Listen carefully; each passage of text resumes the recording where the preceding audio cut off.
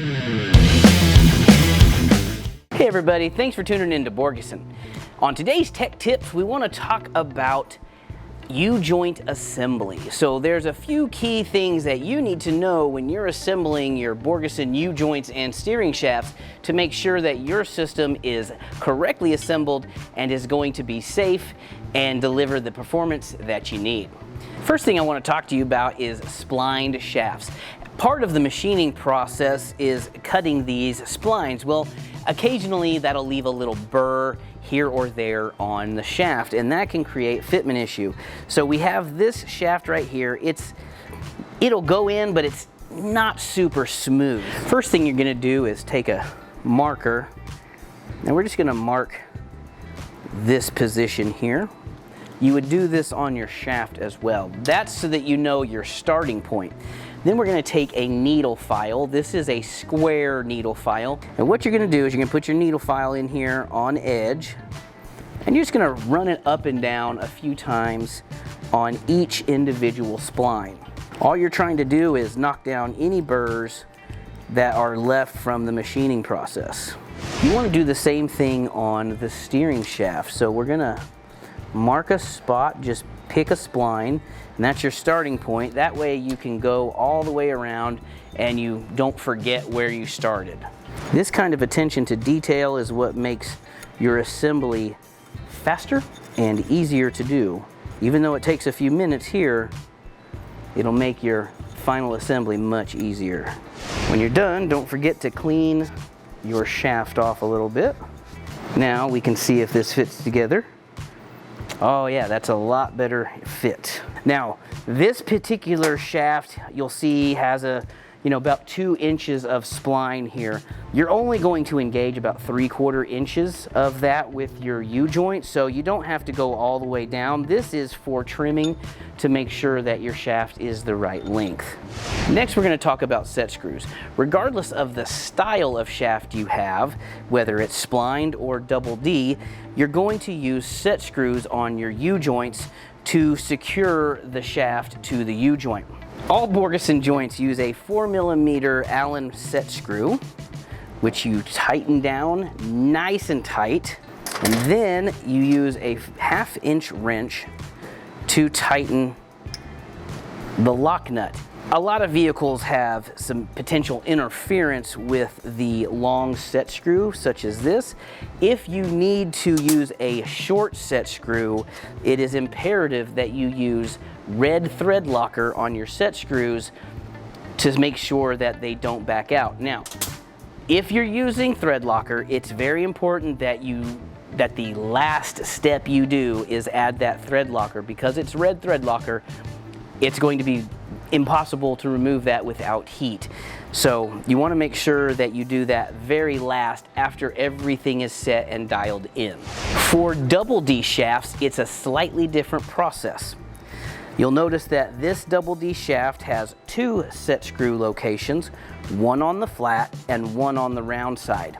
In order to do this properly, you always set the flat side set screw before you set the round side. If you set the round side, your set screw can come loose and you'll end up having a loose steering shaft, which is no good for anybody. The next thing I want to talk to you about is steering shaft depth. This is very, very important when assembling a U-joint. So when you look inside here, you'll notice that this shaft can come quite a ways inside the U-joint. It can actually contact the universal hex. That would be very, very bad.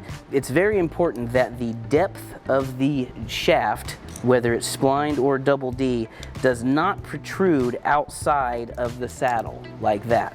It must be flush or just under flush. And by just under, we're talking about a fingernail's thickness. You wouldn't want this hanging back here where you've got 1/8 of an inch of space from the edge of the saddle to the shaft here.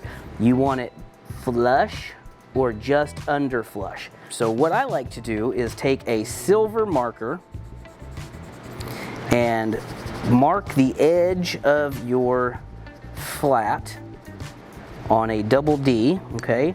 We're just looking to get it covered a little bit. We're gonna slide this back in here.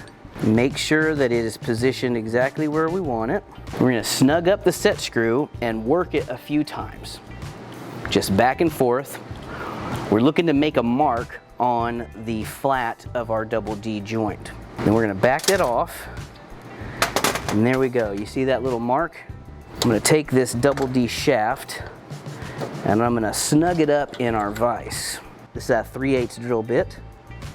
And I'm gonna center it on that mark. Doesn't have to be deep. We're just looking to make a mark.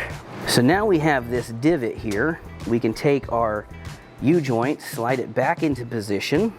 And now when we set our set screw, it's actually biting into the joint, giving us a very positive connection. We can snug this up and then set our set screw. For spline shafts, you're gonna do basically the same thing, except because it's splined, you don't really need to mark it.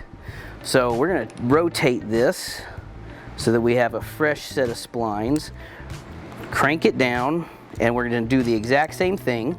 Just gonna tighten it, loosen it, tighten it, loosen it, tighten it a couple more times, just to make a good mark on those splines. For this one, we're gonna use a flat file, and we're just gonna put it on the edge.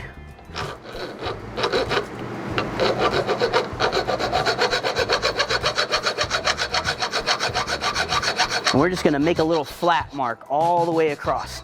You don't have to go very deep, but I'm gonna go all the way down until we don't see the edge of any splines. And that looks about like this. We're gonna take our shaft and slide it back into the joint, making sure that we've got it lined up, making sure our depth is correct. Snug it up, put our wrench on here, and we're gonna use the Allen to turn against that to make sure it's nice and snug. If you absolutely have to use a round shaft, the best solution for this is to pin. Now when you pin a shaft, what you want to do is drill a hole here, and then you're going to drill a hole here.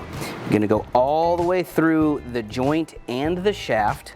Then you want to use a roll pin. So Borgeson recommends a 3/16 inch roll pin. Never use a bolt when you're pinning a steering shaft. Bolts can come loose and fall out, and then you have no connection at all. A roll pin is designed specifically to go into the correct size hole, spread out, put load on the outside of the hole so that it does not come out. You always want to use a cross pin, so you want to have one going this way, one going that way. It's very important if you have to pin. Borgeson never recommends welding on any U-joint. It is unsafe. Hairline cracks in your weld that you can't see can cause catastrophic failure, and then you're back to being in a 2-ton missile with absolutely no control. And those are the basics to assembling U-joints and shafts.